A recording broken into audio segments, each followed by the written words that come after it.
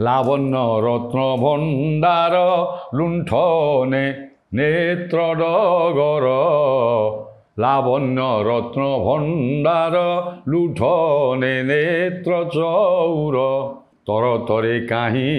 କେତେବେଳେ ମିଳଇ ମନ ହୋଇ ତାହା ସଙ୍ଗୀ ଆଚରିଲା ସେହି ଭଙ୍ଗୀ ଚଞ୍ଚଳା କାନ୍ତି ମଜନେ ଥୟନୁ ହୋଇ ଏହି ଘେନି କଲି କଳ୍ପନା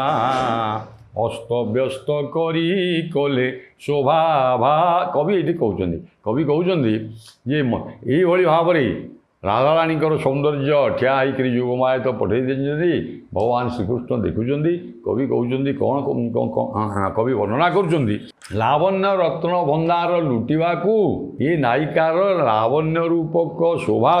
ଭଣ୍ଡାରକୁ ଲୁଟିବା ପାଇଁ